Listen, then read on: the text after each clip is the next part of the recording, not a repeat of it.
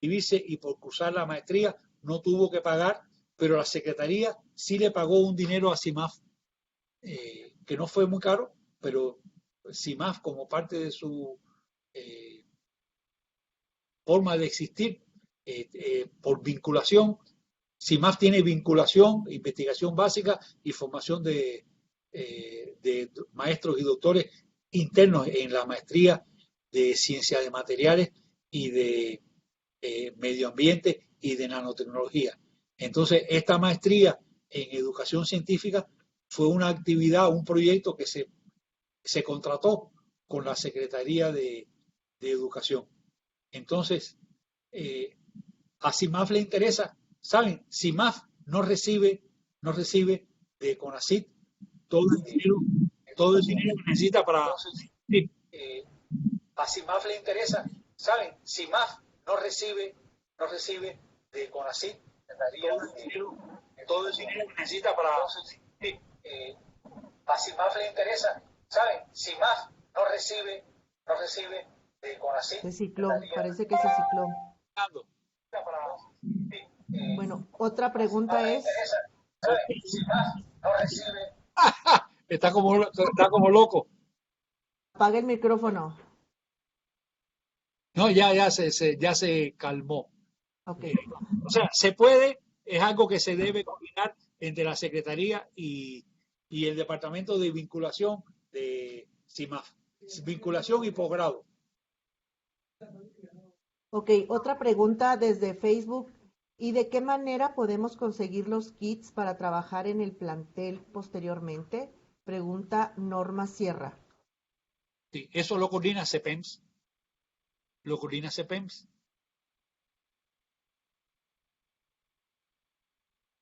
Toda la operatividad de los planteles que reciban los kits, que reciban los manuales, se coordina entre el subsistema y CEPEMS. Los kits, para empezar, están ahí. De hecho, yo no puedo entrar en mi cubículo hoy porque está lleno de kits.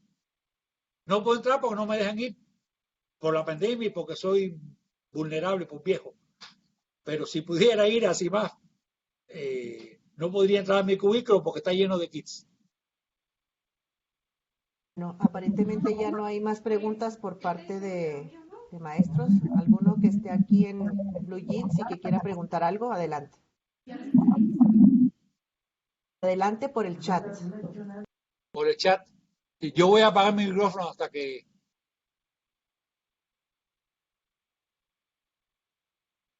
¿Quién?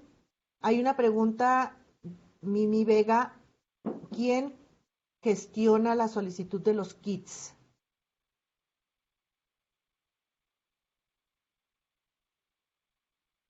No oí bien la pregunta. ¿Quién gestiona? ¿Quién gestiona los kits? Bueno, me imagino que el director académico del subsistema. Si me permite, doctor, nada más para puntualizar, los kits se van a proporcionar a las direcciones académicas de acuerdo al número de planteles que van a participar de cada subsistema. Y los kits, los manuales, todo lo que se requiera va a ser a través de las direcciones académicas. Y ellos, a su vez, distribuirán en cada uno de los planteles que estará de manera presencial esperemos que se pueda en unos meses más estar trabajando con los jóvenes frente a grupo. Pero no se preocupen por ello, esto será todo coordinado a través de sus direcciones académicas. Gracias. Otra pregunta más de Alberto. Dice, ¿ya no está el profesor Maluf al frente de este proyecto? Juan Macías.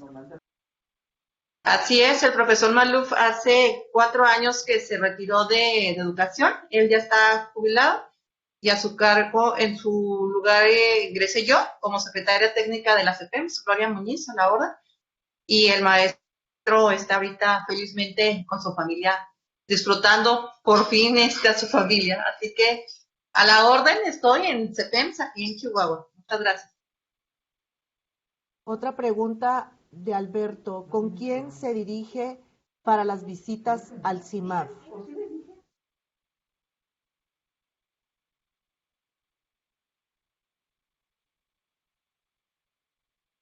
Prende el micrófono, Sí. doctor. Ah. Tenía el micrófono apagado. Departamento de posgrado. Llamar a CIMAF 439-1100, pedir con posgrado y ahí se coordina. 439-1100. Ese es CIMAF. O un correo electrónico. ¿A quién sería? En posgrado puede ser a Adriana Ramos. Adriana.Ramos. También, hola, también se pueden meter a la página de CIMAF y ahí hay un área para registrar las visitas.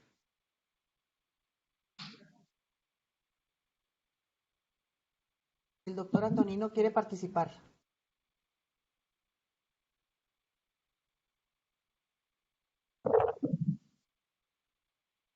No se te oye. Antonino, no se te oye. Pon el micrófono.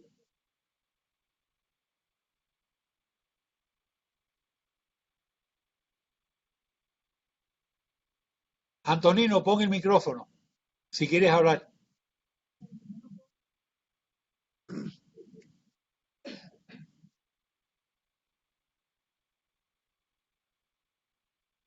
Bueno, se arrepintió. Aparentemente ya no hay ni más preguntas. Ok. Bueno, entonces, si estuviéramos en el mundo real, presencial, diríamos, vamos a salir a tomar agua, café, porque ahora yo termino mi participación y corresponde que comencemos el primer taller virtual específico con Roberto Martínez, investigador, gran cuate nuestro, fundador de los módulos. Pero bueno, como son las cosas aquí, seguimos.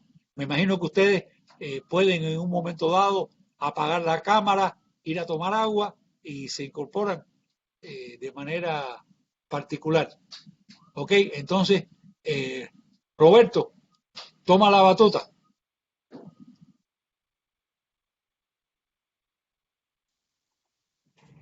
Buenas tardes a todos. Yo soy Roberto Martínez, trabajador del CIMAP. Mucho gusto.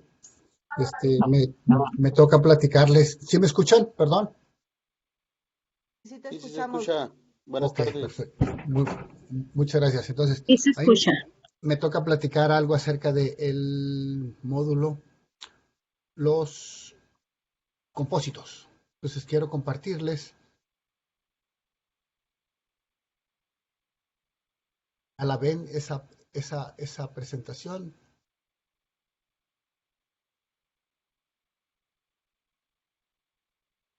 Que se está compartiendo en unos segunditos. Yo supongo que estará. Sí, ya la vemos. Ya la ven. Ok, perfecto. Entonces, yo les voy a hablar de los materiales compósitos. Mi nombre es Roberto Martínez. Ivanovich y Carlos me han estado ayudando. Yo lo que traté de preparar o de lo que quiero presentarles va a ser una mezcla entre el libro de los compósitos con, ¿cómo se llama? Con la cultura general de los materiales compuestos. Quiero hacer una presentación toda. Voy a tener que hacer cambio, porque yo también quiero platicarles un poquito acerca de lo que son la MWM en el. Están viendo esta página. Traté de presentar una de la Universidad de Northwestern. Yo no logro ver la página. No, la página no se está viendo. Está viendo. Entonces, detener, compartir. Otra vez, me voy a regresar.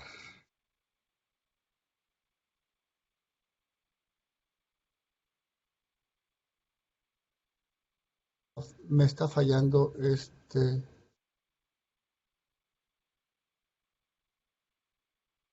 ¿Escucha el micrófono?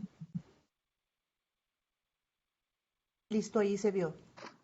Bueno, esta es la página del mundo de los materiales en la Universidad de Northwestern. A mí me da gusto mostrar porque aquí ya nos toman en cuenta, ellos ya aparecemos, somos compañeros de los compañeros de Qatar. Si nosotros hacemos clic, aquí van a aparecer más las actividades que se han realizado desde los inicios. Entonces, esto fue lo que yo quise compartirles, que está en esta dirección que la pueden ver, el mundo de los materiales dentro de la universidad. Vamos a tener la suerte de que esta presentación ¿cómo se llama? La cierre o estos cursos la cierre el doctor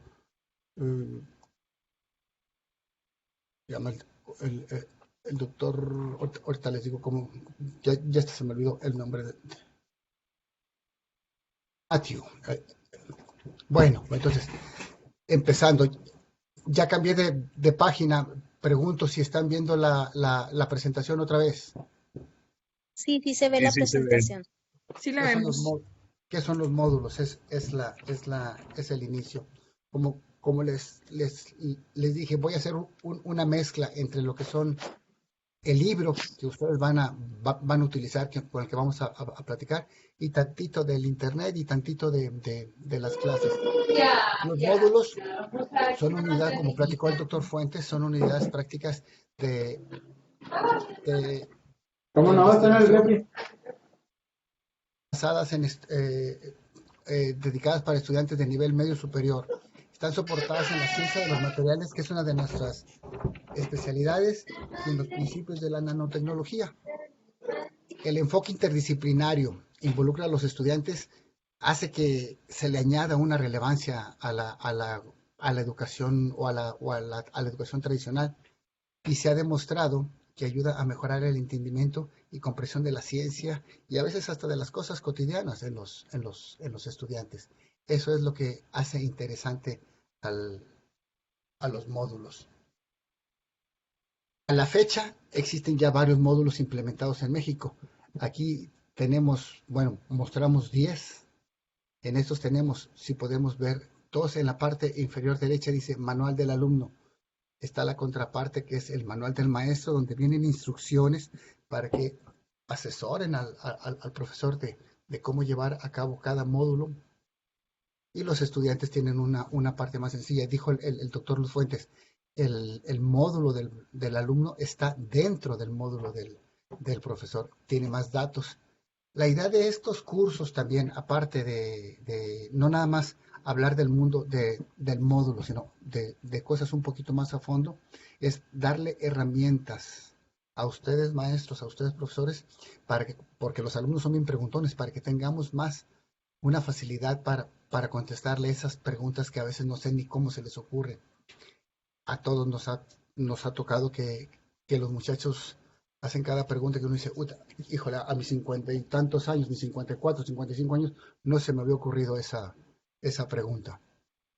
Bueno, continuando, esta es la portada principal del manual de los compósitos, del manual compósitos. Es Matthew, es de los autores. El profesor Robert Chang, que aquí está del lado derecho, es el fundador. Esta página está en el libro en todos los libros, en realidad, en todos los que manejamos. En esta otra están los que participamos, profesores investigadores del programa. Al inicio está nuestra directora, la doctora Leti, el director general Alfredo, director académico, el doctor Alfredo, el coordinador, el doctor Fuentes acaba de hablar, y a partir de ahí todos los que participamos, muchos de los que estamos en esta lista, vamos a tener el gusto de platicar con ustedes en esta semana. De este lado derecho están las autoridades de CONACYT, del gobierno del estado y de las secretarias. Esto aparece todo.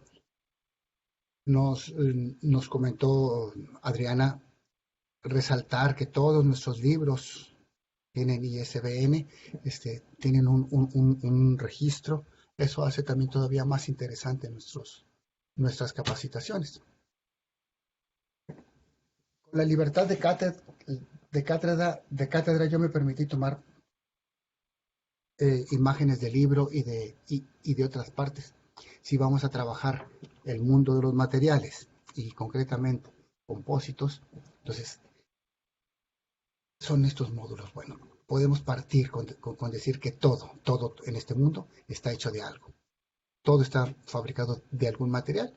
Y estos materiales a lo largo de la historia de la humanidad han ido evolucionando. En un principio teníamos digamos, de lo que conocemos de la historia, la edad de piedra, donde las herramientas se hacían de eso, de piedras y de palos. Y después empezamos, digamos, fue avanzando, llegamos a otras, se fueron haciendo las herramientas más versátiles, pasamos por la edad del cobre, del bronce, del hierro, etcétera. Y en algún momento se hicieron materiales compuestos. Lo interesante es que la historia los tiene registrados en el siglo pasado, pero esos son mucho más viejos. Una definición que aparece en el libro dice: los compósitos son materiales hechos de dos o más sustancias visiblemente distintas. Eso lo vamos a mantener a lo largo de todo el temario, de todo el curso, y yo creo que después de que continuemos vamos a mantenerlo eso. Son materiales y estos compósitos son los materiales en los que se centrará, digamos, la verdad, breve plática, porque a pesar de que sean 1 o 2 horas, apenitas vamos a ver el inicio. De lo que comentábamos anteriormente, los materiales han ido avanzando, digamos, fue un gran época, muchos años de la edad de piedra, y después entramos en la edad del cobre, posteriormente entramos en la edad del bronce, en la edad del hierro cerca de 2000 años antes de Cristo, y así han ido evolucionando los materiales. La gráfica que nos muestra, digamos, la superior izquierda nos dice, entramos después de la edad de los metales, siguió la edad de los polímeros, donde empezaron a difundirse, a descubrirse, a trabajarse. Muchos libros ponen después de los polímeros la edad de los materiales compuestos y después la de las cerámicas. Y en esta otra gráfica de la superior, inferior derecha, dice que más o menos alrededor del año 1400, 1500 empezaron a los primeros ensayos, estudios o descubrimientos del caucho.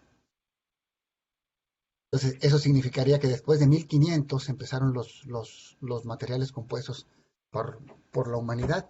Sin embargo, si vemos esta imagen, en la época de las guerras, allá, dice en el año 1211, imagínate eso, es el año 1211 y eres un temeroso soldado de infantería del ejército Jin. Estamos esperando la embestida del poderoso líder guerrero Genghis Khan y su temible horda mongol. A medida que la caballería montada del ejército de Khan se acerca, las flechas caen sin misericordia sobre nosotros y todos nuestros compañeros. Ellos están tan lejos para que nuestras armas alcancen. Entonces la pregunta es, ¿cómo pueden esas flechas del ejército de Khan volar tan lejos, siendo que utilizan unos arcos tan pequeños porque van montados a caballo? El tiempo apremia y no hay tiempo para desconcentrarse. Esto ya se puso peligroso. Mejor regresamos a los materiales compuestos y tratamos de entender los arcos del ejército de Khan. Los mongoles no pueden atribuirse que ellos inventaron el arco compuesto, porque hay indicios que los griegos y los romanos ya tenían esos arcos. Sin embargo, los arcos de los mongoles eran un poquito más pequeños, más ligeros, y eran muy convenientes para las guerras a caballo. Resulta que estos estaban formados de un núcleo de bambú, revestido con un cuero de animal, una serie de tendones localizados en la parte posterior que proporcionan una flexibilidad increíble, así como una alta resistencia a la tracción, lo que hacían que tuvieran una mayor potencia y un mucho mayor alcance de batalla. Entonces, desde el año 1211, y obviamente antes, ya había materiales compuestos para la guerra. Entonces, esto podemos decir que es el producto de usar dos materiales para obtener un nuevo material que va a ser muchísimo mejor. Materiales compuestos o los materiales de una manera general. Los materiales se pueden clasificar o se clasifican de una manera general, se clasificaban, mejor dicho, como materiales cerámicos, materiales metálicos y materiales poliméricos. Ya cuando teníamos esos materiales, llegó un momento en que en esta clasificación de los materiales compuestos o los compósitos pidieron tener un lugar, se ganaron un lugar. Ahora podemos decir que los materiales los podemos dividir en metales, polímeros, cerámicos y una nueva sección de materiales compuestos. Sin embargo, todavía los materiales compuestos son más interesantes. Una definición general, podemos decir que se entiende por material compuesto a todos aquellos formados por dos, como lo mencionamos hace ratito, por dos o más materiales distintos sin que se produzca una reacción química entre ellos. Esta es una definición que puede ser aceptada, pero estas definiciones van cambiando conforme se encuentran nuevas cosas en la ciencia. Podría darse el caso que ocurra una reacción, se forme un nuevo material, pero siga siendo un material compuesto a partir de los nuevos presentes. En todo material compuesto debemos de recordar que existen dos componentes. Uno de ellos, que es la matriz, es el componente que se usa como fase continua o el que está actuando como aglomerante, como ligante. Muchas veces decimos que es el que se encuentra en mayor proporción. No ocurre siempre, pero sí fase continua y ligante. Tenemos un ejemplo más adelante de esto, de lo que es la matriz, cómo se ve una fase continua, ligante, y sin embargo no es el que es en mayor proporción. El segundo es el refuerzo, es esa fase discontinua y que es el elemento que le provoca, que le genera, que le da una mayor resistencia a esta fase matriz. Y la combinación entre ellos dos hace que el material compuesto tenga unas propiedades mucho mayores a la matriz y mucho mayores al refuerzo, y eso es lo que lo hace interesante. Les decía que los materiales se dividen en metales como polímeros y cerámicos, y el que nos interesa, los materiales compuestos.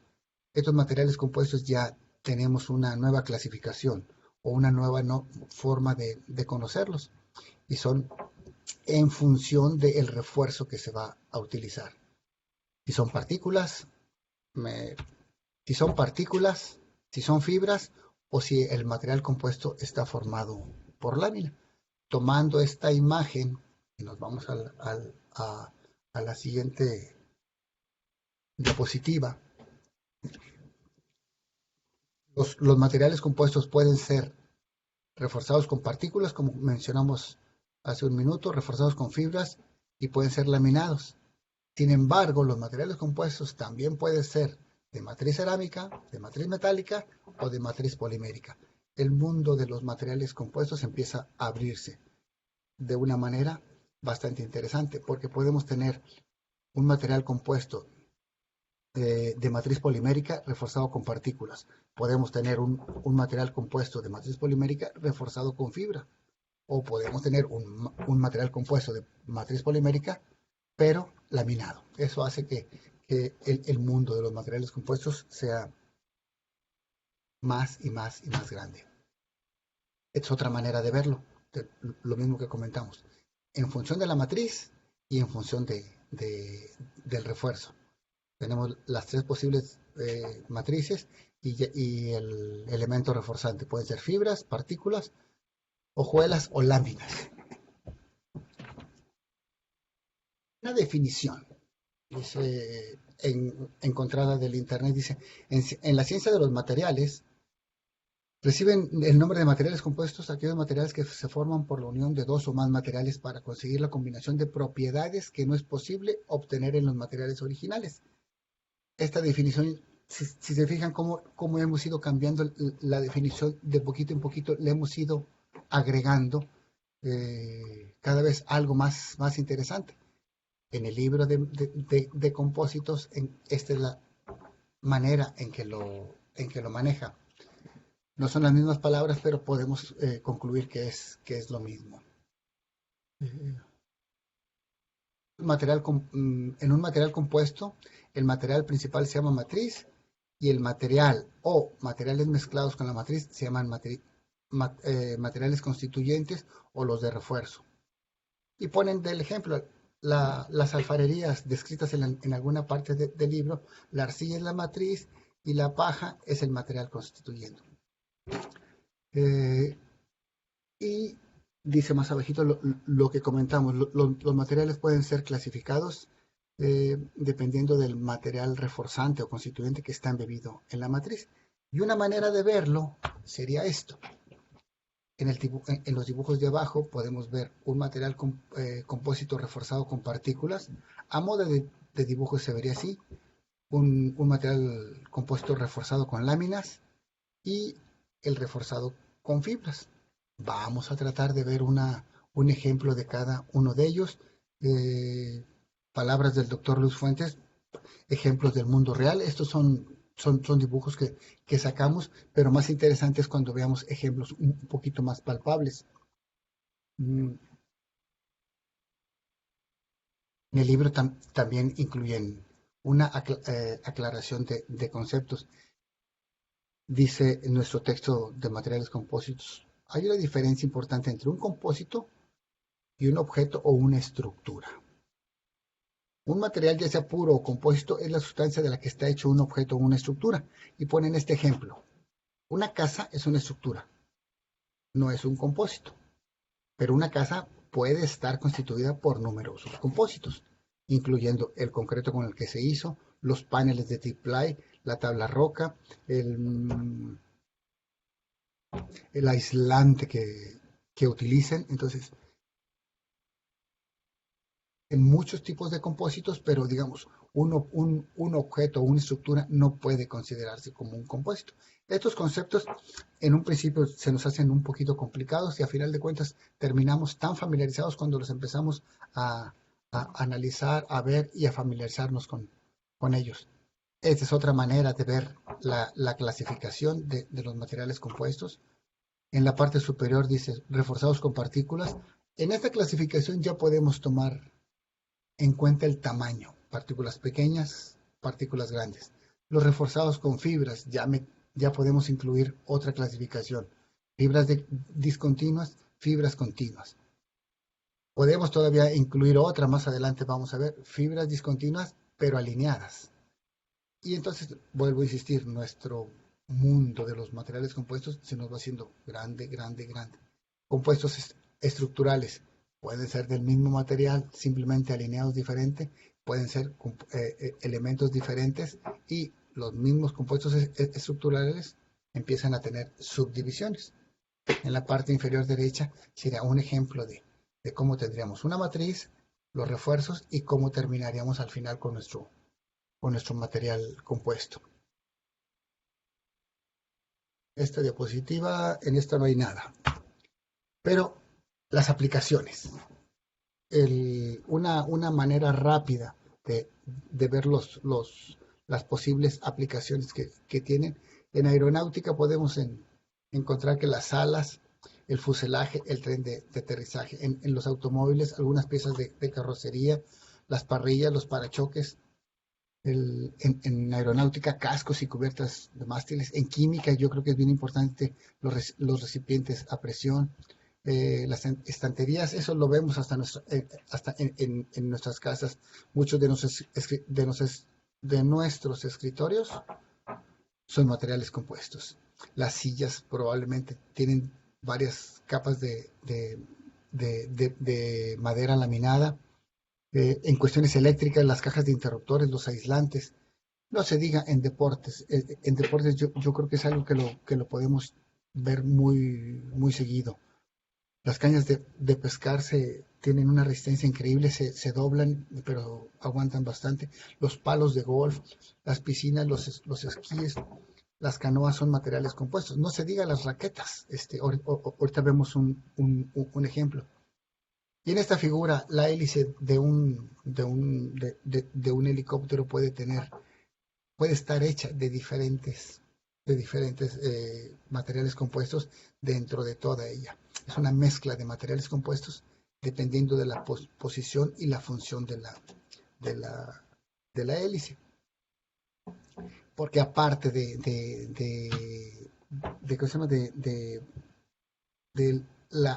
lo que vaya a ser requerido, la fuerza que exista, pueden ser también necesarias las protecciones que puedan tener. Ejemplos más concretos. Los materiales, de los compósitos reforzados con partícula. Un ejemplo de eso es el refuerzo es más efectivo cuando más pequeña sea la partícula y mejor su distribución. Por alguna razón tengo, voy a ver si aquí se puede. Más pequeñas sean las partículas y cuanto mejor distribuidas estén dentro de la matriz.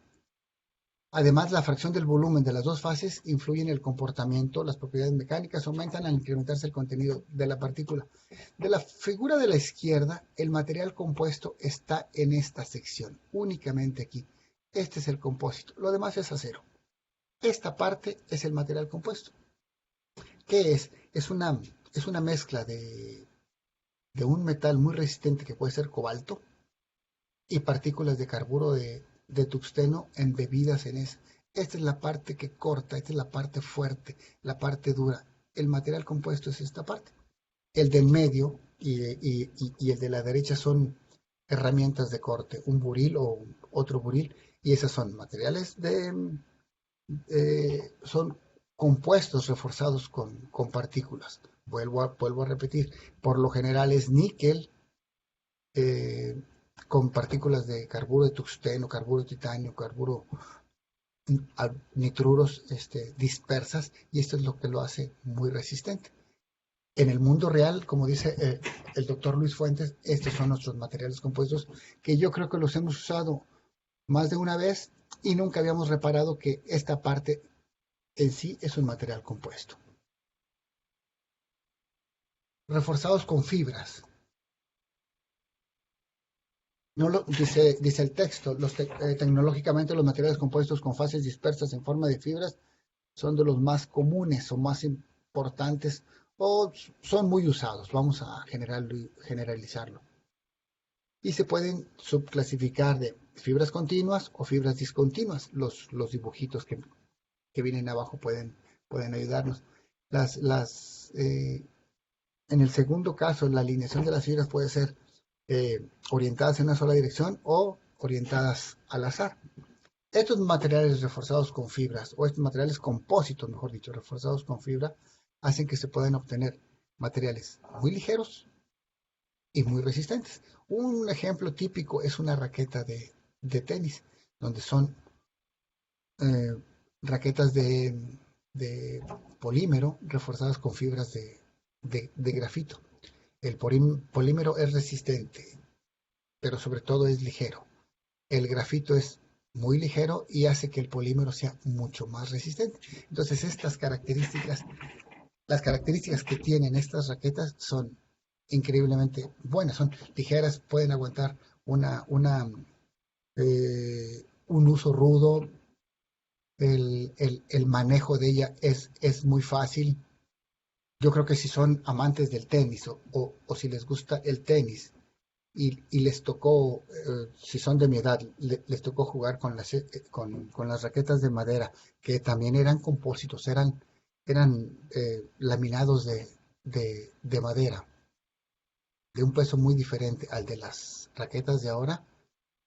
Si ustedes llegan a escuchar que el mejor jugador de tenis de todos los tiempos es, voy a decir un nombre, Nadal, van a decir, nos gustaría ver a Rafael Nadal jugando con las raquetas que jugaba Bjorn Borg o Jimmy Connors, y van a ser resultados muy diferentes. No, yo creo que a partir de los materiales compuestos no podemos generalizar que tal deportista es el mejor de todos los tiempos porque sus condiciones fueron diferentes. Yo creo que los mismos zapatos con los que jugaba Pelé son diferentes a los zapatos con los que juega Lionel Messi. Eso yo creo que van a ver, bueno, no creo, lo van a ver en el módulo o van a platicarlo en el módulo de los compósitos, de los materiales para deportes.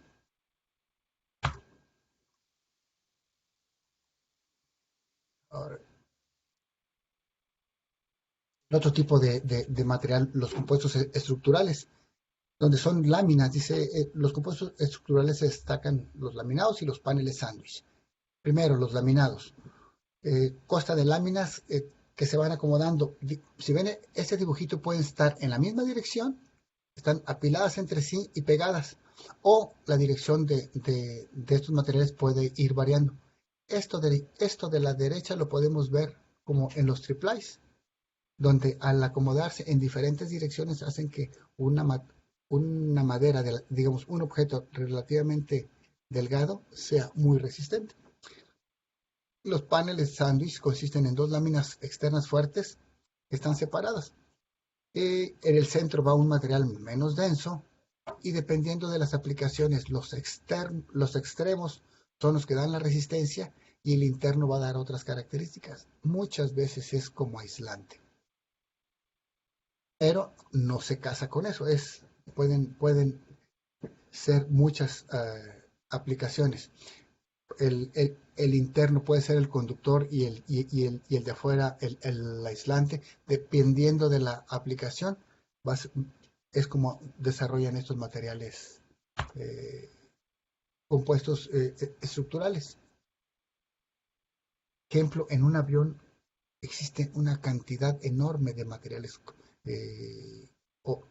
materiales compuestos, desde la estructura, desde el fuselaje, para que el material la unidad esté adentro a una temperatura agradable, siendo que van afuera hay unas temperaturas extremas, para que las alas tengan una cierta resistencia y una ligereza.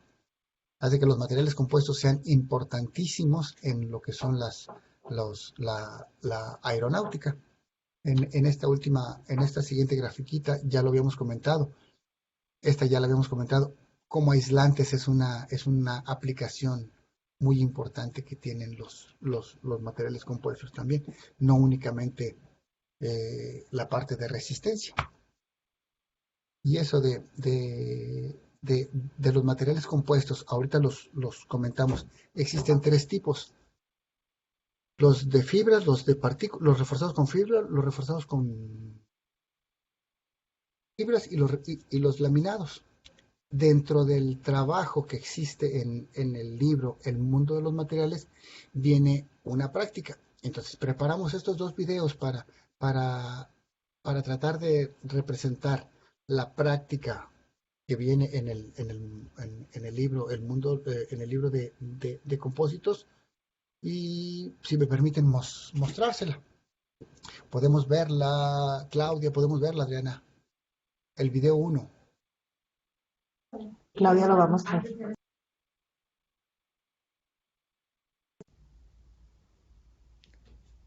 Hola, ¿qué tal? Otra vez. Dentro del módulo de los compósitos va a ser bonito que hagamos una práctica de lo que es un material compuesto, de un compósito. Dentro del módulo, la primera práctica o el primer trabajo es fabricar un compósito con hielo y fibras de papel. Entonces, para lo que necesitamos es agua, unas cajitas de Petri, una licuadora donde vamos a moler el agua con nuestras servilletas que vamos a elegir. Necesitamos lentes para ver lo que estamos haciendo. Y una taza de café nunca nos cae mal. ¿Empezamos? Para esto vamos a utilizar 3 cajitas de Petri. Entonces, una poquita de agua dentro de nuestra licuadora y procedemos a trabajar. Va a ser muy importante que todo quede bien molido. Entonces, por lo cual empezamos, no se les olvide usar las servilletas, porque las servilletas es nuestro material de refuerzo. Por lo cual vamos a empezar a hacer este material compuesto con 2 equipos.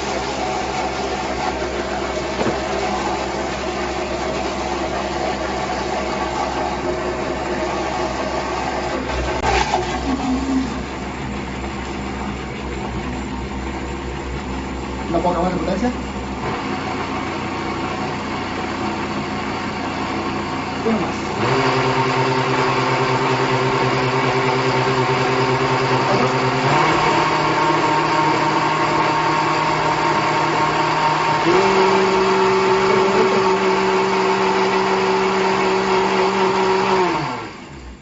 Con esto nosotros obtenemos nuestro material que posteriormente lo vamos a congelar. Entonces tenemos en esta cajita de Petri vamos a tener un material compuesto fabricado con 2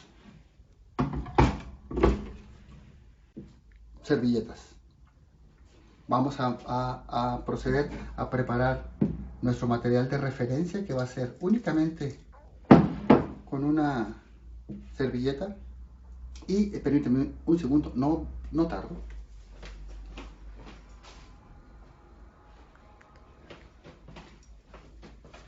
Previamente habíamos preparado con una servilleta. Y entonces procedemos a llenar nuestro material. Esta va a ser nuestra probeta, la que vamos a evaluar una vez que esté bien congelado. Lo que sigue ahora es congelarlos para tener 3 piezas sólidas y después las evaluamos mecánicamente, evaluamos su resistencia. Entonces, en un momento volvemos. Corte.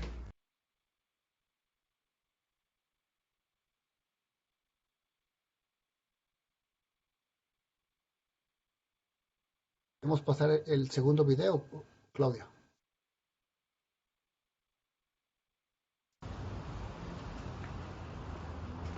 Hola otra vez. Continuamos con nuestra práctica. Ya tenemos nuestras 3 piezas que fabricamos con la ayuda de la licuadora, el agua, papel, las cajitas de Petri. Ahora lo que vamos a necesitar va a ser evaluarlas. Las vamos a evaluar.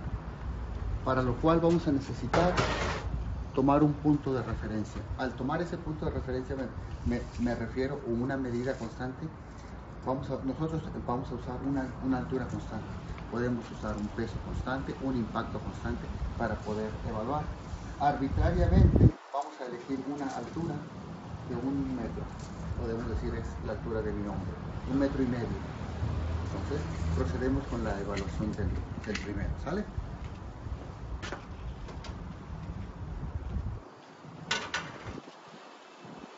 El hielo puro, únicamente hielo. Vamos a dejarlo caer desde esta altura y evaluar, ver qué es lo que le sucede. Va.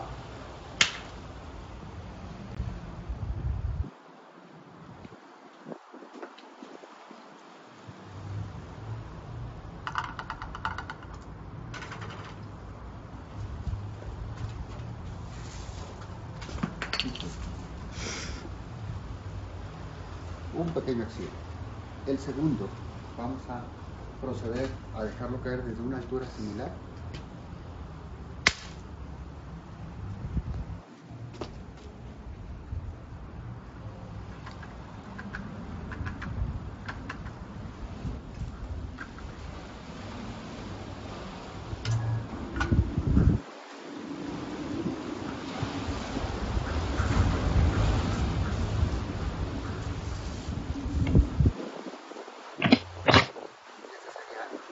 Este sería el segundo, de una altura similar.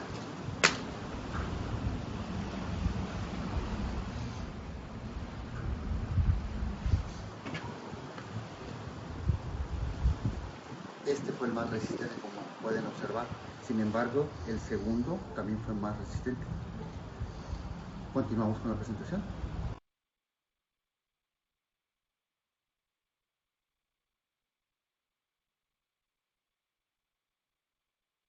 Tengo que volver a compartir la presentación. Una pregunta. Sí, doctor. Ok.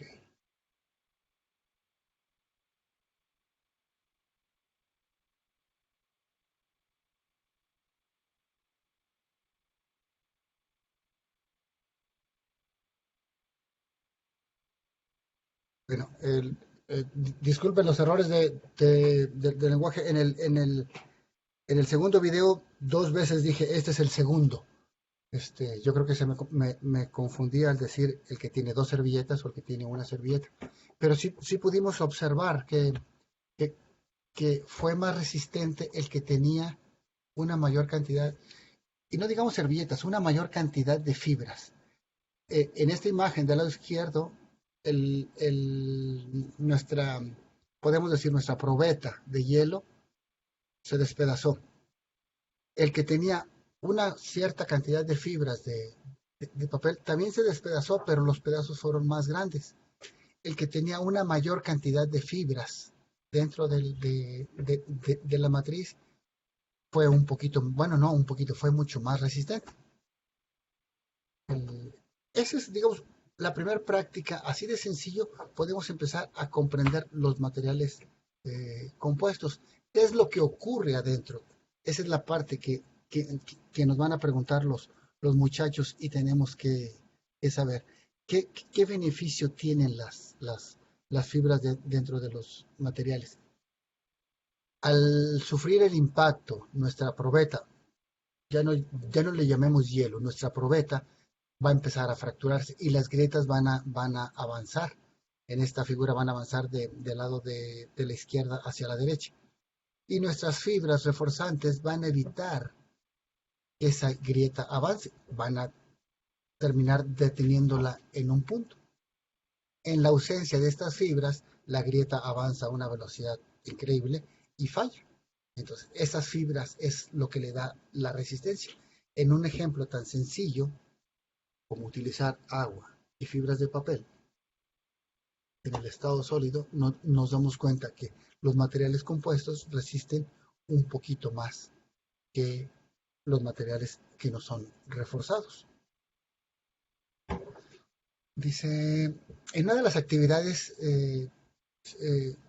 se aprendió que los compuestos tienen una gran variedad de usos y que estos se basan en sus propiedades específicas. Ya empezamos a usar otro término, propiedades.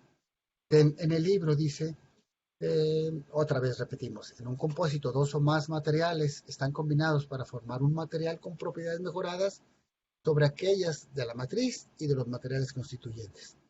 Entre las propiedades que los ingenieros, los científicos a menudo buscan que sean cada vez mejores está la resistencia y la rigidez de un material. Bueno, si vamos a hablar de resistencia y de rigidez, yo creo que siempre es bueno definirlo. Y una manera general de decir qué es la resistencia mecánica es la capacidad que tienen los cuerpos para resistir las fuerzas que les son aplicadas sin fallar. Y aquí subrayo y pongo en negrillas sin fallar, porque todo va a ser dependiendo desde el punto de vista de cuándo es fallar. Y ahorita ponemos unos ejemplos. ¿Y qué es la rigidez? La rigidez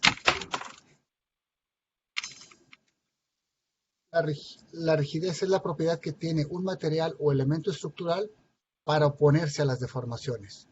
O dicho de otra manera, la capacidad de soportar cargas sin deformarse o desplazarse excesivamente. Cuando necesitamos un material rígido, no aceptamos deformaciones, no aceptamos eso. Y entonces, dependiendo de la aplicación, vamos a utilizar un material que tenga una resistencia, pero que se pueda deformar, o un material que tenga mucha resistencia y mucha rigidez. Dice en el libro, lo tomamos del libro de compósitos, resistencia es la medida de la fuerza requerida para romper algo o causarle deformación u otro tipo de falla. Rigidez es una medida de qué tanto un material se deformará, flexionará o alargará cuando una fuerza o peso se aplica o se cuelga dentro del mismo. ¿Cómo evaluarlo? Desde un punto de vista de ingeniería, la curva esfuerzo-deformación sirve para eso. Entonces, los materiales pueden ser evaluados en qué tanta carga reciben y cuánto se pueden deformar. Y dependiendo de la forma de esa curva, es lo que se puede determinar para para su aplicación. Por lo general se grafica del lado en el eje de las Y el esfuerzo, que está representado con la letra sigma, y el esfuerzo es igual a la fuerza por el área transversal. Sus unidades serían kilogramos sobre milímetro cuadrado, libras sobre pulgada cuadrada, y en el eje de las X se grafica la deformación, donde epsilon es igual a qué tanto se alarga entre la longitud inicial, y no tiene unidades porque es pulgadas sobre pulgadas. De estas gráficas nosotros aprendemos a determinar, o las empleamos para decir dónde el material empieza a ceder. Ya de que empieza a ceder, qué tanto se puede alargar. Podemos distinguir, digamos, del lado izquierdo abajo, la diferencia entre un material frágil y un material dúctil, y a partir de ahí podemos determinar las aplicaciones.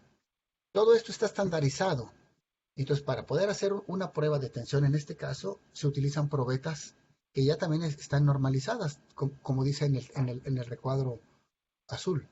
Y nosotros podemos ver, digamos, un ejemplo, esta curvita del lado derecho, podemos ver en qué momento y en qué tamaño empieza una probeta y cómo se va deformando conforme va avanzando cada punto de la curva, la curva del lado derecho. No sé si vean el cursor de mi computadora, y entonces nos podemos dar una idea de en qué punto el material empieza a fallar, y todos esos datos nos sirven. Esto está estandarizado, por eso les comentaba en el video. Se va a evaluar, pero bajo unas ciertas condiciones. Y todos los materiales que fabricamos y que vamos a evaluar en el módulo cuando estemos con los muchachos, vamos a tener que poner las reglas. Esto se va a evaluar en estas dimensiones. Todos los materiales compuestos que preparemos para tal práctica van a tener las mismas dimensiones y van a ser sometidos a las mismas condiciones. Por eso el que las probetas tienen que estar normalizadas. En ingeniería, nosotros ya nos encontramos abajo, en el lado izquierdo, ya todo eso, esa manera de evaluar está en normas internacionales.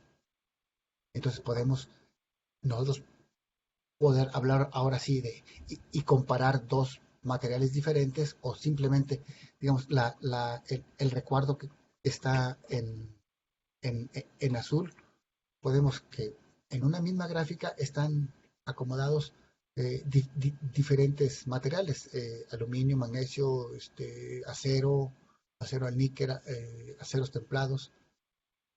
Esto es con el fin de que todo está tan estandarizado, o todo está estandarizado, que podemos comprobar entre uno y otro material. Nosotros hablamos de la resistencia a la hora de evaluar nuestros compósitos, nos vamos a fijar en el eje de las Y. Interesante, cuando hablamos de rigidez, fíjense las unidades que están en el eje de las X entre la gráfica que está en el recuadro azul y la gráfica del lado izquierdo. Las dimensiones son muy diferentes. El material de la gráfica del lado izquierdo son materiales cerámicos. Entonces, las deformaciones son muchísimo más pequeñas que las que se nos presentan en los materiales metálicos. Estas gráficas nos sirven para poder hablar de rigidez y de resistencia. Me voy a regresar. Hace poquito comentamos, antes de que falle, un material que se usa para tubería debe de requerir imagínense, una tubería a alta presión. Debe de requerir que antes de explotar o antes de que se forme una grieta, el material se deforme para que nos dé la indicación de que ya falló. Un recipiente a presión como los que mencioné ahorita de las aplicaciones químicas va a ser mejor que se deforme antes de que explote. Pero sin embargo, al deformarse ya falló. Un puente de concreto, ese no se va a poder deformar, y es en el momento que falle, sería una falla catastrófica. Dependiendo de la aplicación, es el tipo de material que se va a seleccionar. Y ahora podemos decir, dependiendo de las características del material, es el tipo de material. Dependiendo de las características del material, va a estar acotado a sus aplicaciones. Para los compañeros que les gusta la mecánica, estarán de acuerdo que la barra de transmisión debe tener unas características muy diferentes al muelle en los camiones de carga. Los muelles de los trailers o de los camiones que transportan material, esos se deforman, tienen esta forma y al subir la carga se deforma. Una barra de la transmisión no puede ser deformada ni 1 milímetro. Entonces, estas gráficas de esfuerzo de deformación nos van a ayudar a seleccionar y a entender la resistencia y la rigidez de los materiales como los mencionamos. Algunos ejemplos, vamos a platicar. Decimos que en la línea del tiempo los materiales compuestos están en el siglo pasado, pero si nos ponemos a pensar en eso, existen compuestos naturales. De lo que vimos con el hielo y con las fibras de papel, podemos decir, un material compuesto se genera cuando 2 o más materiales se combinan para crear un nuevo material con mejores propiedades comparadas con los componentes originales. Si nosotros evaluamos el puro hielo y evaluamos las fibras del papel, no podemos hacer la suma y decir, si el hielo tiene una resistencia de 2 y las fibras de papel tienen una resistencia de 1, estaríamos mal si decimos nuestro material compuesto va a tener una resistencia de 3. En los materiales compuestos, esa regla no aplica. Y entonces, como dice Joaquín Sabina en algunas de sus canciones, 2 no es igual a 1 más 1. Podemos decir que en materiales compuestos, o en los compósitos, podríamos decir que 1 más 1 es igual a 3, o a 4, o a 5, porque la resistencia de entre ellos se hace sinérgica. Y como dice aquí con letras rojas, los compuestos naturales. Dice, hablando de compósitos, existen grandes avances en el desarrollo y en el diseño. Es increíble que todo lo que han avanzado y todo lo que ha avanzado la humanidad. Sin embargo, debemos reconocer que la naturaleza llegó primero y ella hizo los materiales compuestos mucho antes que nosotros. Y un ejemplo es los árboles y el bambú hasta las plantas de maíz como un ejemplo, tienen elementos, son ejemplos de elementos estructurales de la naturaleza. Son materiales compuestos, los cuales están formados por la unión de entidades bien diferenciadas. Por ejemplo, la madera está compuesta por células que forman una estructura tubular hueca, como la figura superior izquierda, lo que permite una excelente resistencia, una relación resistencia-peso. O sea, tiene una alta resistencia y un bajo peso. Eso hace que la relación resistencia-peso sea alta. ¿Y de qué está compuesta? De celulosa y lignina. La celulosa es un polisacárido rígido e insoluble en agua y tiene una resistencia altísima. La lignina es una fibra que actúa principalmente como aglomerante y presenta una resistencia también bastante, pero digamos, la combinación de los dos hace que un árbol vivo principalmente, digamos, chequen la figura del lado derecho, resista un impacto bastante fuerte. Y aquí se nos hace un análisis sencillo de la velocidad que puede agarrar un auto a una velocidad no exagerada de 50 kilómetros por hora y la resistencia del árbol. Cuando la calculamos, quedamos la verdad, impresionados. Son cosas que podemos ver alguna vez en nuestra vida y nunca nos paramos a analizar por qué resiste ese árbol o por qué resistió ese impacto tan grande. Pues porque es un material compuesto hecho por la naturaleza. Otro ejemplo bien importante son los huesos. Los huesos de nuestro cuerpo, dice el texto, el tejido óseo es un material compuesto de 2 fases. Una de ellas es mineral y otra orgánica. Un hueso es un material natural formado por fibras blandas y poco resistentes. Lo subrayo, de colágeno embebidas en una matriz de un mineral frágil. Si pensamos, vamos a mezclar un mineral frágil con fibras blandas y poco resistentes, eso no va a funcionar. Sin embargo, estamos de acuerdo que los huesos son muy resistentes. Entonces, De aquí, de lo que decía, 2 no es igual a 1 más 1. 1 más 1 es igual a 3, 4, 5, hablando de materiales compuestos. Biomecánicamente puede describirse como un elemento fuerte y vidriado, incrustado en uno débil y flexible. Eso es un hueso. Sin embargo, es muy resistente, el cual es más fuerte en relación al peso de los constituyentes. Funcionalmente, sus propiedades mecánicas más importantes son una alta resistencia y una alta rigidez. Pero hablando de huesos, un caso especial son los huesos de las aves. Esos por mucho son más livianos que la de los mamíferos. ¿Por qué? Porque gran parte de sus huesos contienen aire. Está neumatizado el aire, pero tiene aire. Y en lugar de no tienen médula ósea, están llenos de aire. Aparte que están comunicado, ese aire está comunicado con el sistema respiratorio. Y como ejemplo, el águila pesa unos 4 kilogramos de peso total. Y en promedio su plumaje es de 600 gramos. Y el esqueleto es de 300 gramos. Los huesos de las aves son ricos en minerales y una red que hace que de huecos que hace que sean muy, muy resistentes. Retomando al águila, sus huesos pesan 300 gramos, mucho menos que un cuarto del peso ¿cómo se llama? Del águila. Son huesos muy ligeros y a la vez muy resistentes. Sin embargo, por ser huecos, provoca que sean más frágiles y menos elásticos, lo cual hace que se fracturen muy, muy, muy rápidamente. Estoy en clase. Gracias. Oficiales, porque también son los que fabricamos nosotros. Yo creo que el que más conocemos es el adobe. Y eso ha ido evolucionando a lo largo de los años.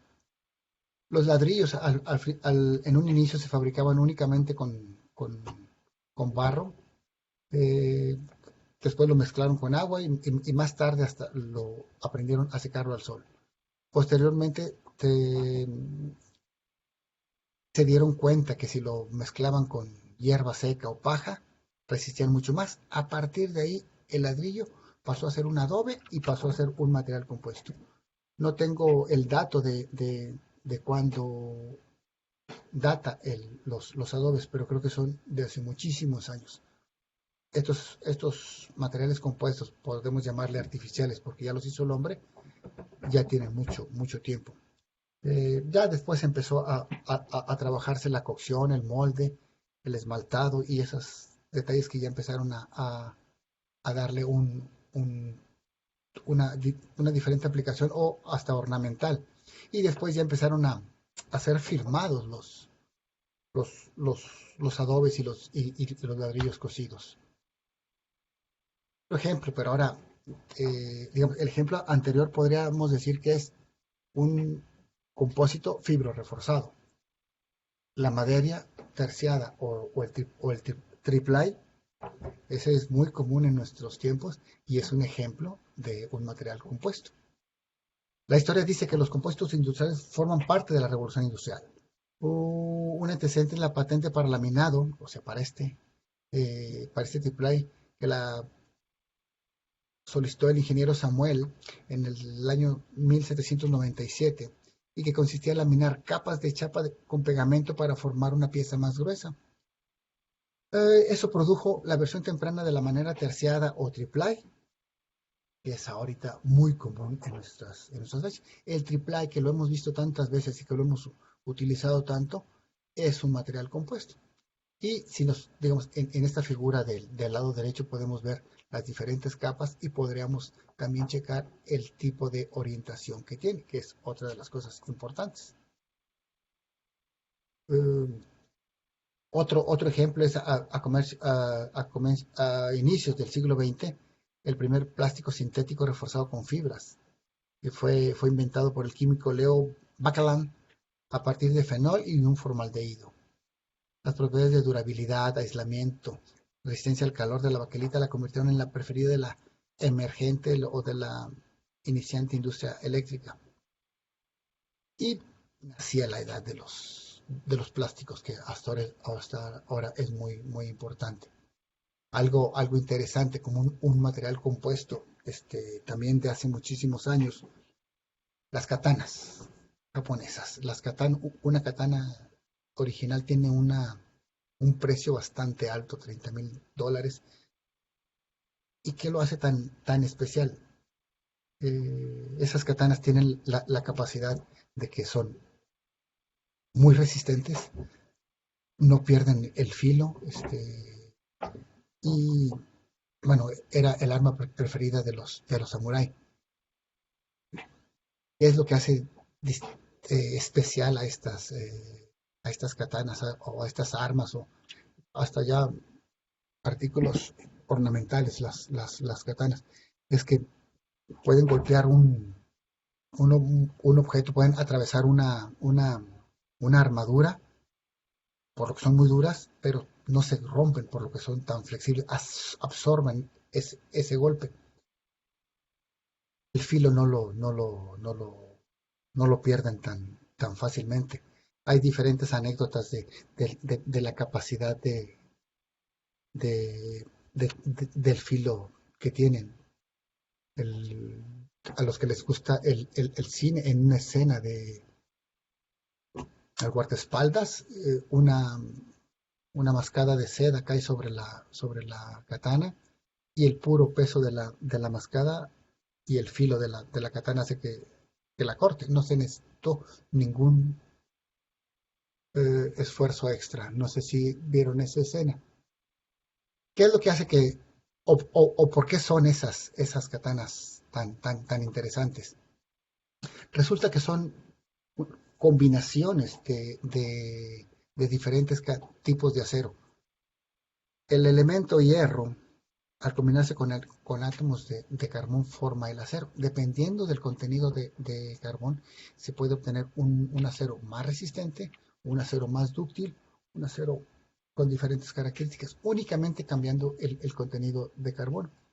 Entonces, los herreros capacitados de Japón pueden hacer una mezcla de diferentes aceros para darle diferentes características a cada parte de la katana.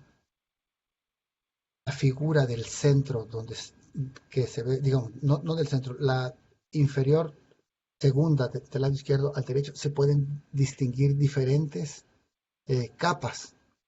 Esas capas son diferentes tipos de acero y son golpeteadas y son alargadas, y después se doblan y son alargadas y se doblan. Así que si lo doblamos 15 veces después de forjarlo a martilleo, la espada va a tener 32,000 capas. Aparte, entonces, en ese instante, la katana se convierte en un material compuesto laminado. Sin embargo, esos óxidos de aluminio, óxidos de hierro, al estarlos golpeteando y en la doblada, se convierten en una dispersión de óxidos. Y entonces, al mismo tiempo de tener un material compuesto laminado, tenemos un material compuesto reforzado por dispersión de partículas, las cuales son muy pequeñas. Y si a eso le combinamos los diferentes tipos de acero, que unos son más tenaces, entonces se convierte, digamos, eso hace que sean tan especiales las katanas. Una katana japonesa, entonces, así de entrada puede ser un material compuesto laminado y reforzado por dispersión de partículas. Tenemos anteriormente los compuestos reforzados con partículas y presentamos la figura superior izquierda. La pregunta es, ¿pero cómo se ven por dentro? Pues la superior derecha, digamos, si nosotros cortamos esa parte envuelta, digamos, redondeada en el círculo rojo, y la pulimos y la vemos en el microscopio, podríamos ver algo similar, donde las fases o los cuadritos, rectangulitos, formas geométricas irregulares de color claro, eso es el carburo de tungsteno. Y lo oscuro, que podríamos decir que es un río, ese es el aglutinante, el aglomerante, el que pega a esas partes.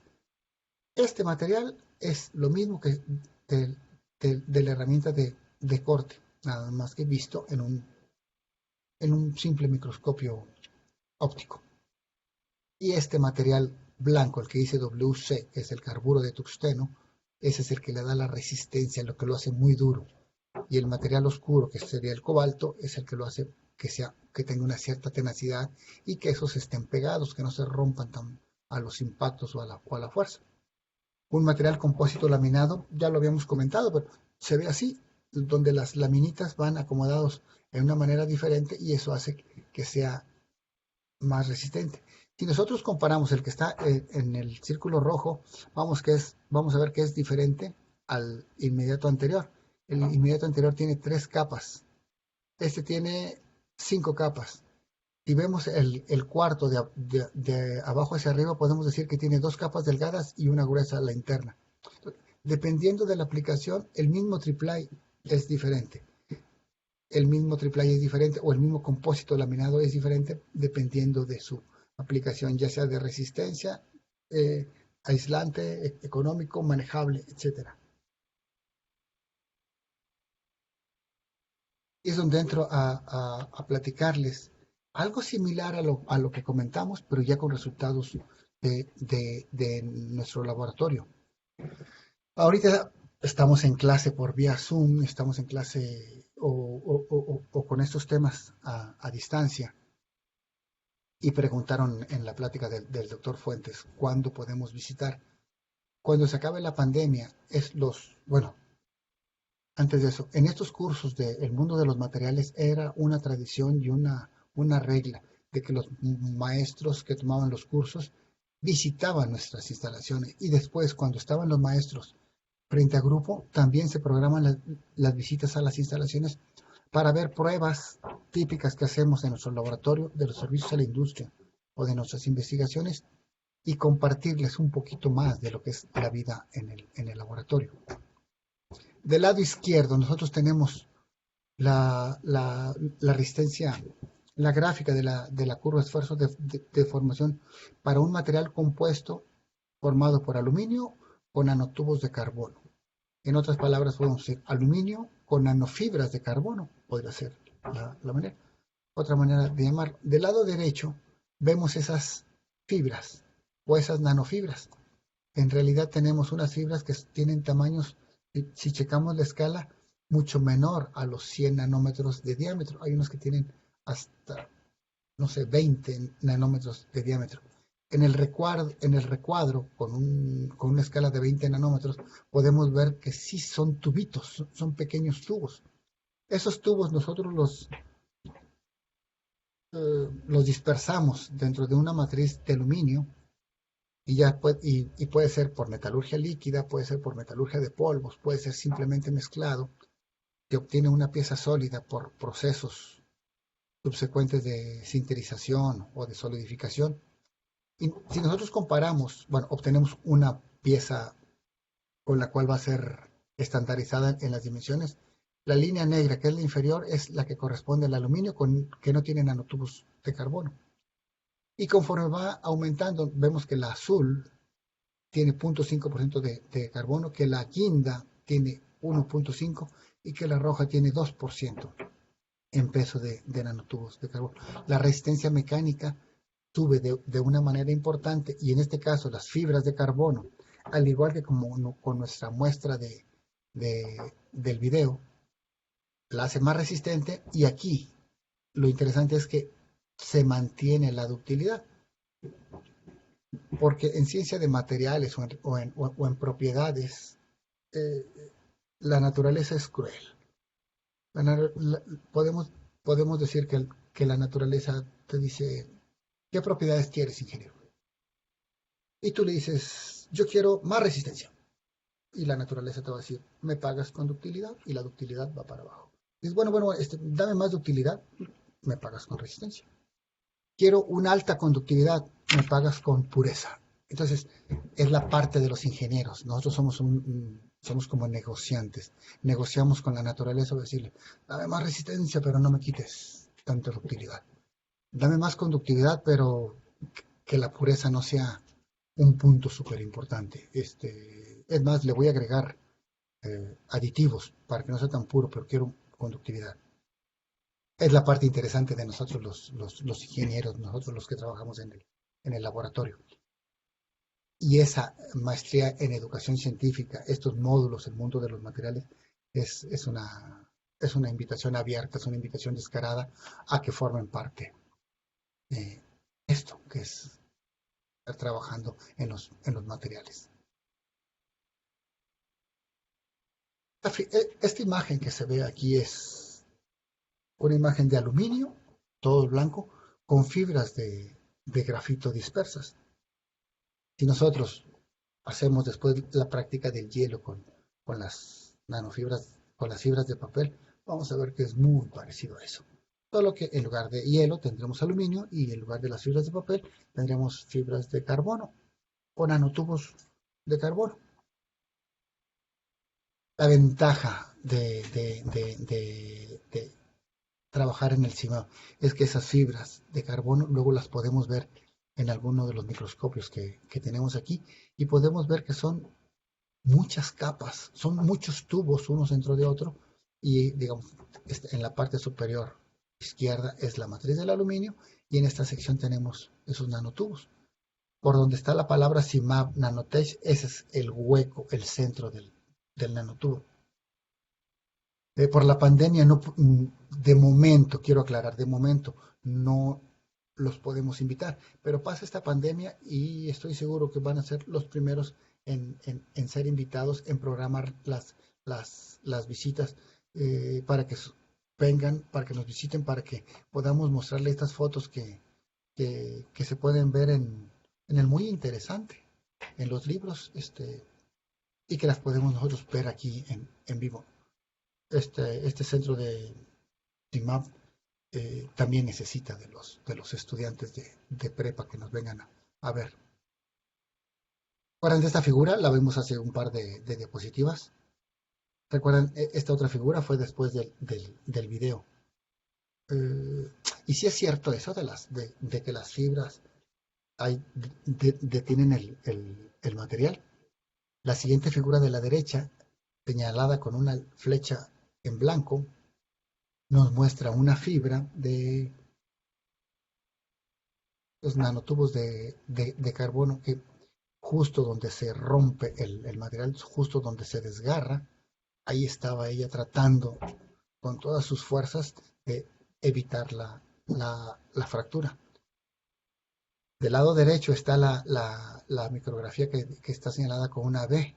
Ahí se alcanza a ver un cabellito. Cuando hacemos más aumentos y vemos la escala 100 nanómetros, vemos que es un nanotubo de carbono que está en una grieta.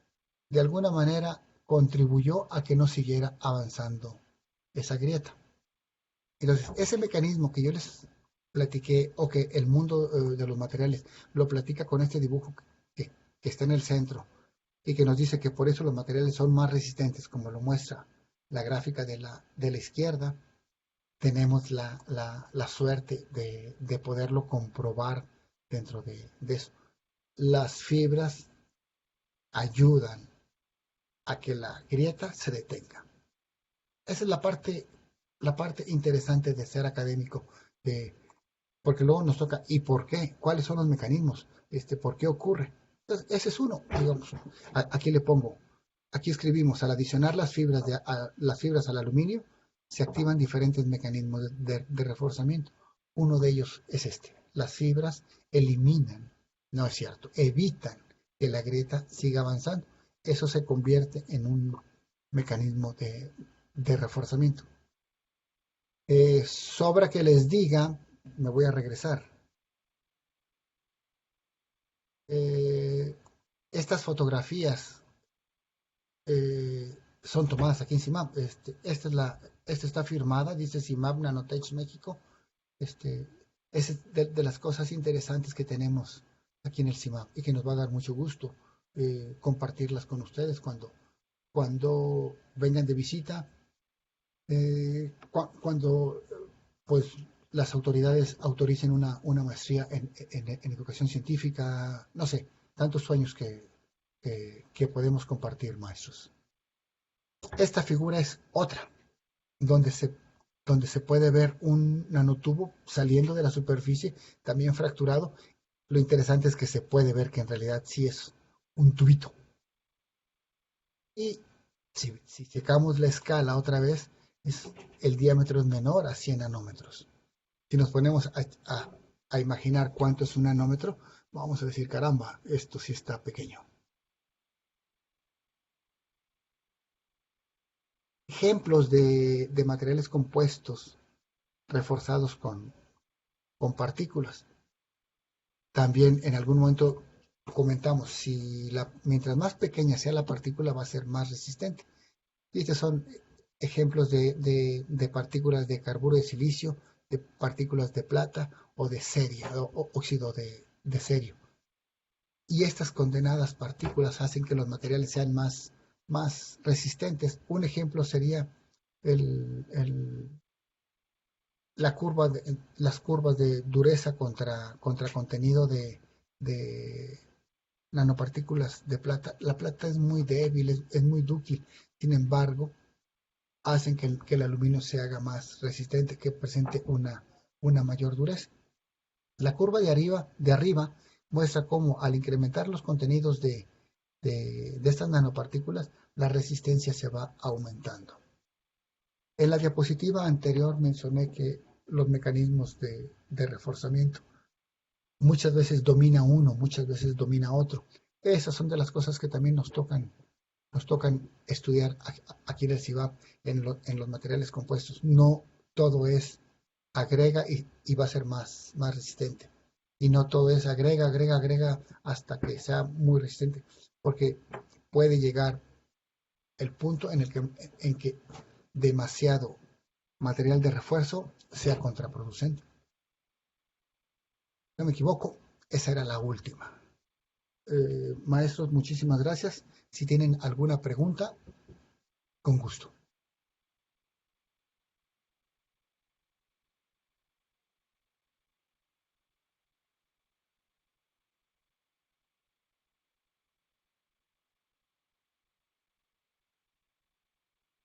Anímense, pregunten.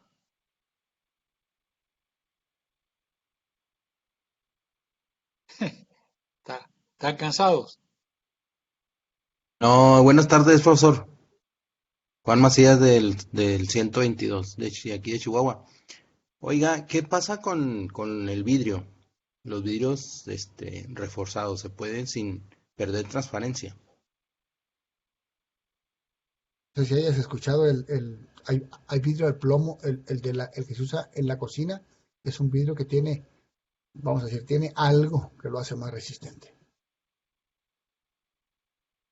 Luego están los vidrios que tienen una protección para el sol. Eso les ponen una pequeña capa en la superficie de algún óxido. Son partículas muy, muy pequeñas. El doctor Mario Miki, compañero de aquí, trabajó con una empresa de Monterrey que se dedica a eso. No recuerdo el nombre, pero depositaban una película de unos cuantos nanómetros de un óxido de zinc, de un óxido de algo. No se perdía la transparencia y al contrario retenía los rayos ultravioleta. ¿Le contesté? Sí, claro, gracias.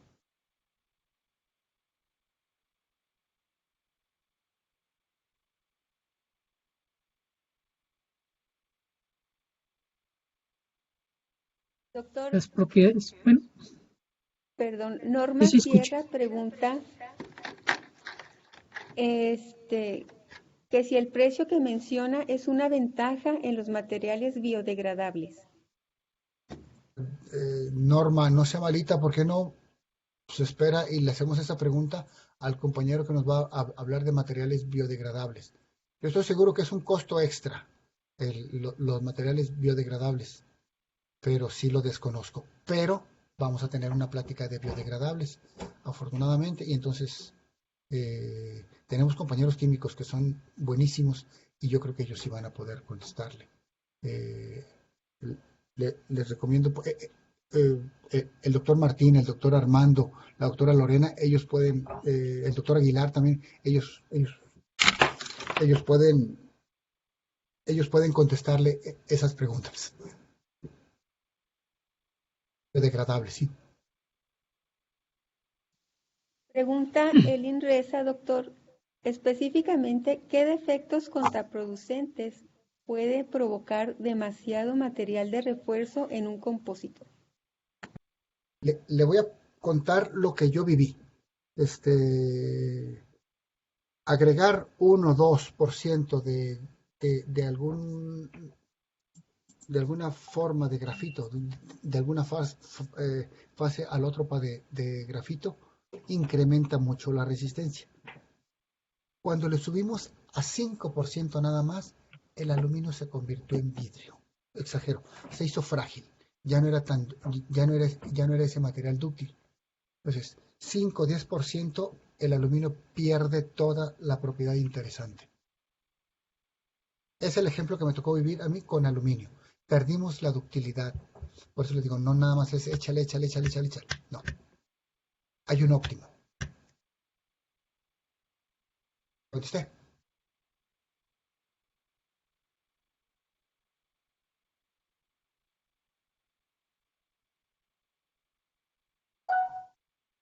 Doctor, buenas tardes.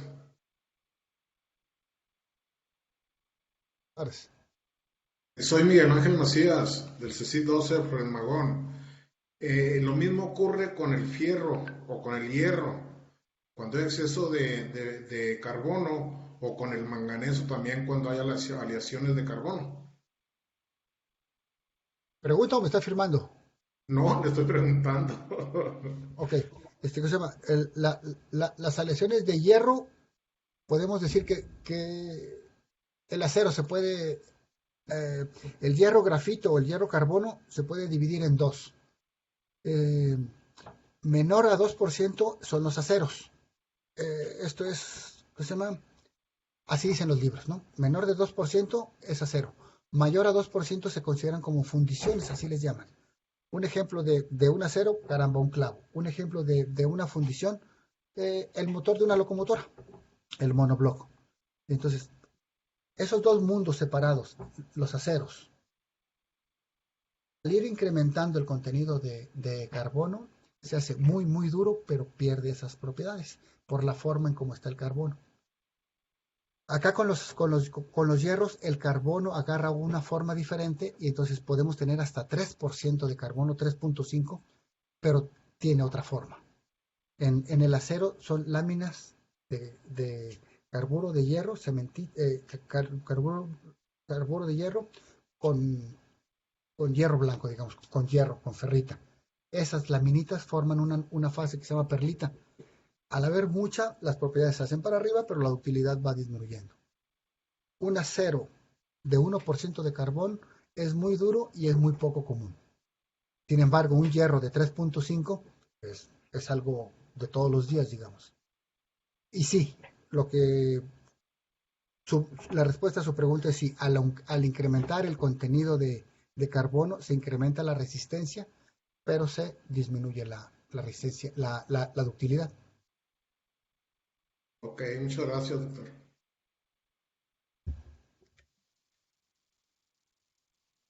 Doctor, pregunta Eli Reza, específicamente, ¿qué defectos contraproducentes? Esa pregunta ya la respondió. Mario Enríquez pregunta, para la realización de prótesis, ¿qué materiales compósitos pueden ser más adecuados? Creo que los bases poliméricas son los que están muy, muy fuerte.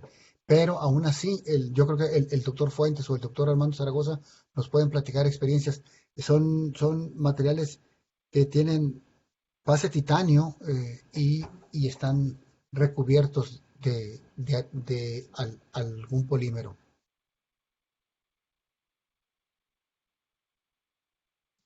Norma Sierra pregunta si tiene usted algún correo en el que puedan recurrir para compartir proyectos y dudas. Todo eso se va a dejar en la página, ¿verdad, doctor Fuentes? ¿Verdad, Adriana? Sí. Vamos a poner cómo localizarnos. que no va a ser difícil. Es parte de nuestro compromiso con ustedes, estar disponibles para asesoría técnica sobre material para prótesis. No he estudiado el tema, no lo he estudiado, pero sé que ha evolucionado mucho.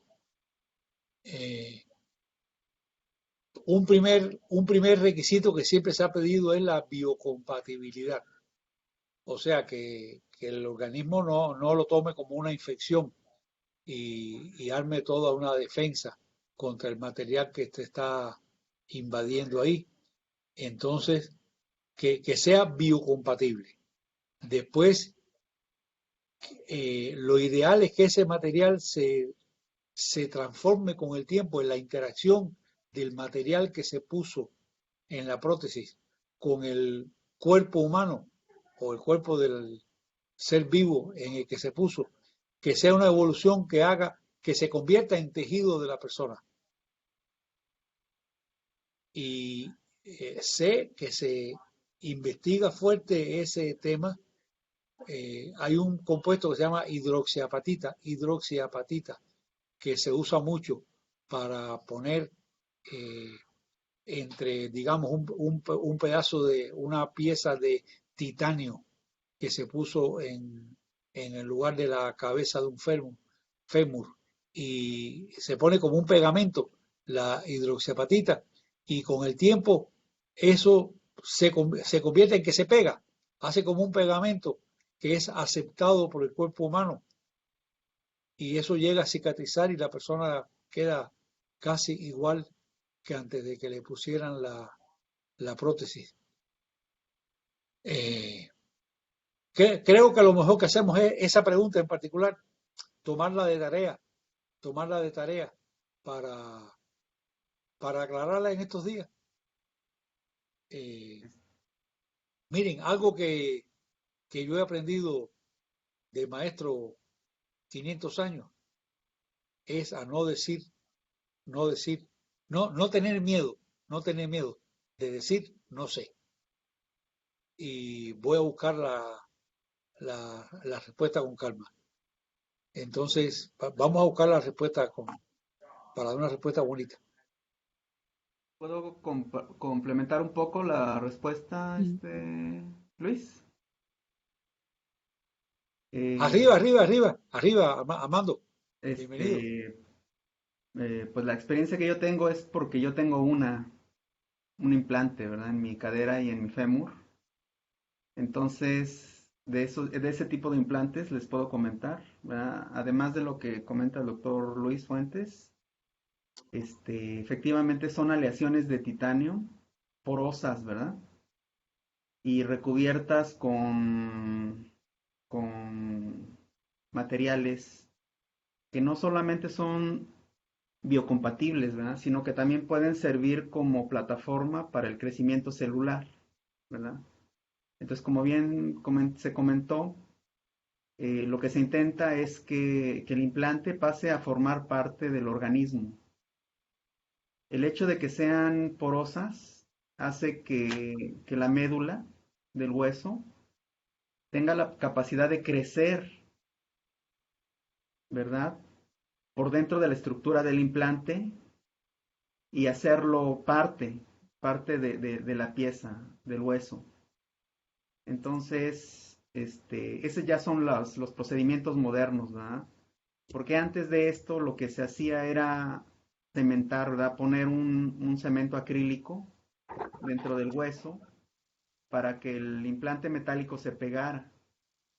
Entonces, es mucho más ventajoso, pues, tener un sistema como el que acabo de comentar, ¿verdad? Donde el cementante sea la propia médula del hueso y es la que lo mantiene fijo. Eso les puedo comentar por experiencia propia y por el tipo de implante que yo tengo en mi fémur. Si me permiten, Martín Herrera. ¿Puedo participar, Roberto? Adelante, Martín, adelante. Sí, efectivamente, lo que dice el doctor Zaragoza, él hablaba de porosidad, aparte de que esta va a servir para que se incruste el hueso que empieza a crecer, sirve en gran parte para modular, valga la redundancia, ¿verdad?, el módulo de Young. Es decir, si yo meto una pieza completa que no sea porosa, va a tener un módulo Young muy superior al hueso y esto va a tener un efecto le llaman de shielding. Te va a tronar a lo mejor el hueso, ¿verdad? Y no va a pegar con la pieza de la aleación, ¿verdad? Recordemos que hace muchos años se utilizaba el acero inoxidable y te decían, te voy a poner tu prótesis, acero inoxidable, y te la voy a quitar en 5 años, ¿no?, o en 10 años, porque pues causa cierta toxicidad. Después migramos a las aleaciones de titanio, aluminio, vanadio, que están ahora muy, muy utilizadas. Sin embargo, recientemente, hace 10, 15 años, se demostró que el vanadio es tóxico. Entonces ya están cambiándose a aleaciones titanio, aluminio, niobio. Y aún así, ¿verdad?, se hace un material compuesto al combinar estas aleaciones, estos metales, con un compuesto que ya mencionó Fuentes, la hidroxiapatita. Esta hidroxiapatita es una especie de cerámico, ¿verdad?, biocompatible, hace que pegue, ¿verdad?, que se asemeje más al hueso y que pegue mucho mejor esta prótesis en conjunto con el hueso del cuerpo humano. Bueno, eso era lo que quería comentar. Gracias, Martín.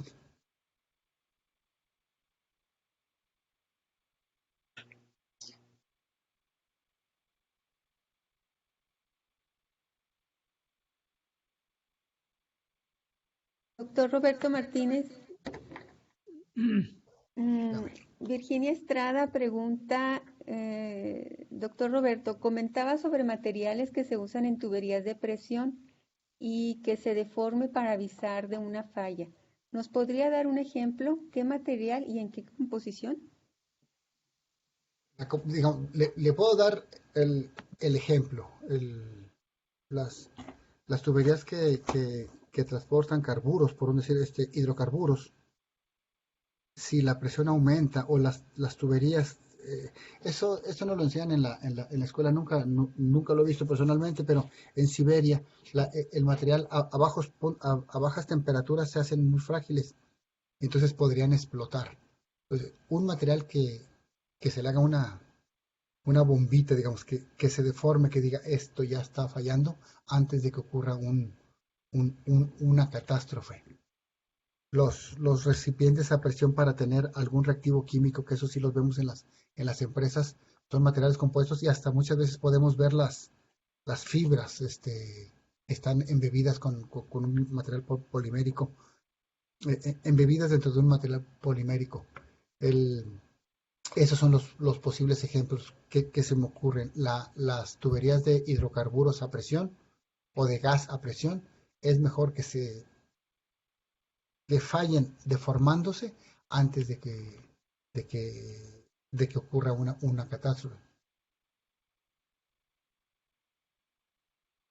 Doctor Cristina Perea pregunta, ¿qué material puede sustituir al mercurio que sea menos tóxico pero con propiedades similares? Esa es muy, muy buena pregunta, no sabría contestarle porque ¿para qué aplicación? ¿Para las prótesis? ¿Para las de los dientes? ¿Para un termómetro? ¿O para recuperar oro? Entonces, dependiendo de la aplicación que usted diga para el mercurio, yo creo que debe de haber muchos sustitutos. Es que ya no se usa el mercurio, ¿no? Ya el amalgama ya no se utiliza. Ahí podemos decir que ya lo sustituyó pues los cerámicos o las de estas Se refiere a amalgamas dentales. Sí, son resinas. Si alcancé a leer, Claudia. Ya vienen siendo ahora sí que vienen siendo polímeros. Son resinas. Resinas activadas con luz ultravioleta.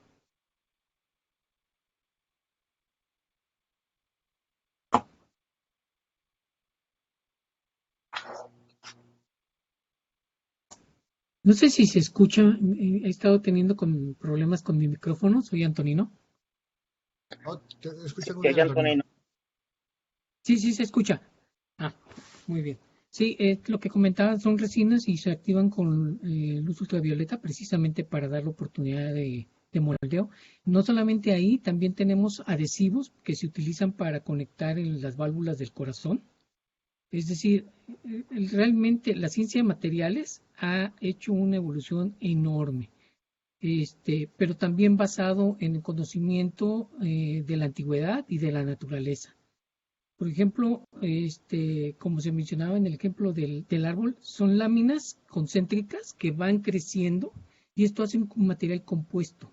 Ese laminado fue identificado en la antigüedad, en los chalecos que utilizaban los soldados chinos, que eran tablillas de madera pegadas una sobre otra, y estas tenían mayor resistencia de ser penetradas que una tablilla de madera del mismo grueso, pero sin ser laminada, es decir, sin capas o multicapa.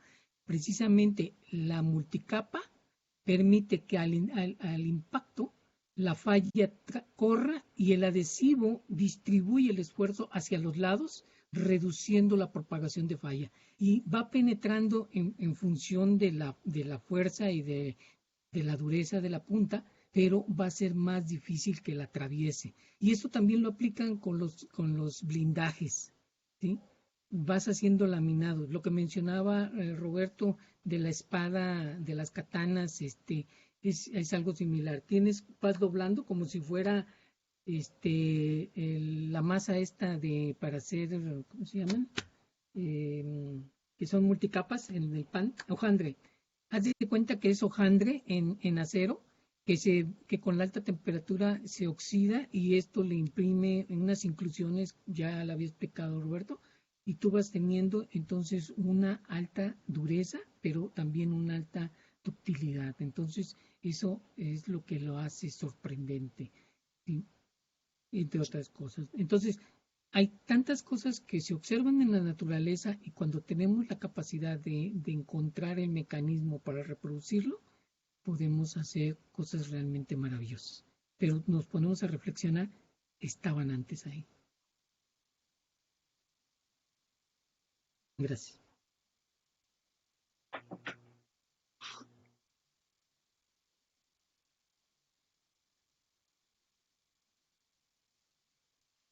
Una pregunta, Juan Macías, ¿el mercurio se sigue usando en los interruptores eléctricos? Bueno, eso sí, no te sabré contestar, no lo dudo, pero no, ¿comunión o cuál es la función del mercurio en los interruptores eléctricos? Son de nivel, Doc. Cuando cambia el nivel de algún dispositivo, hacen contacto físico entre un punto y otro y se cierra o se abre un circuito. Eso los controladores de la calefacción, eso sí lo vi. Sí, más o menos. Ándale, más o menos, pero el chiste es que siguen utilizando el mercurio y hasta ahorita no encuentran alguna solución, no sé, salina o algo, que sea menos tóxico para el medio ambiente. Sí. Bueno, eso sí. Disculpa, ahí ya existen sensores electrónicos que controlan precisamente eso. Es un termopar ya está haciendo esa función y lo mandan a otro sistema para que dispare la carga, porque el problema es que dispare la carga con un alto amperaje u otro tipo, pero ya se puede hacer de manera electrónica. Por supuesto, es más costoso que la forma económica de un solenoide con la ámpula de mercurio. Por eso lo siguen utilizando, pero en realidad no hay necesidad ya de ello.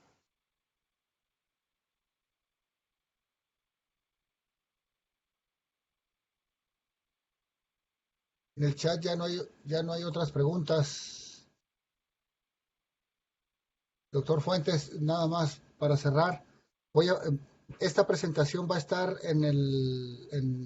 bueno, no sé, grabada en algún lugar que indicará el doctor Fuentes o nos indicará Adriana, y ahí todos pondremos nuestro correo electrónico para posterior comunicación, ¿sale?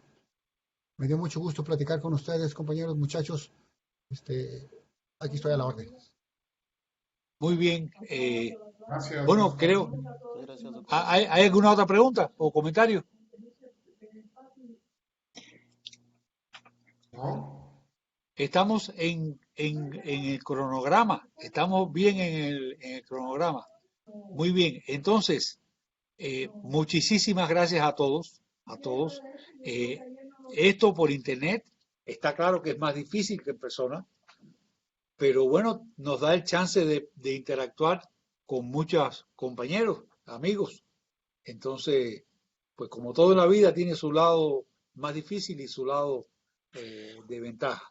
Ok, entonces, sí vamos a abrir algún lugar donde ustedes puedan de ahí bajar todas las presentaciones, los videos y materiales complementarios que les podemos ir dando. Para empezar, ustedes tienen el sitio mwm.cimaf.edu.mx. Este es un sitio histórico donde hemos puesto muchas cosas de los módulos. Entonces, ese sitio sigue estando. Tenemos que ver con los amigos de sistemas si vamos a volver a usar ese mismo lugar para poner ahí las cosas o si vamos a crear otro repositorio en la nube que ustedes puedan acceder ahí. Pero sí le vamos a poner todos estos materiales. Recuerden, esta serie de talleres por internet son una parte del proyecto completo. Esta parte por internet vale como una unidad que va a tener su cierre, van a recibir sus certificados. No fallen en que no aparezca el nombre de ustedes en alguna entrada por Facebook o como entraron aquí en Blue Jeans. Blue Jeans queda registrado. Todo lo que está dicho aquí está registrado y está grabado. Pero además reporten la asistencia por Facebook o con las direcciones académicas de los sistemas de ustedes para que quede registrado y demos el certificado con confianza de que de verdad han estado participando. Sí han hecho preguntas, sí, esto ha sido algo real.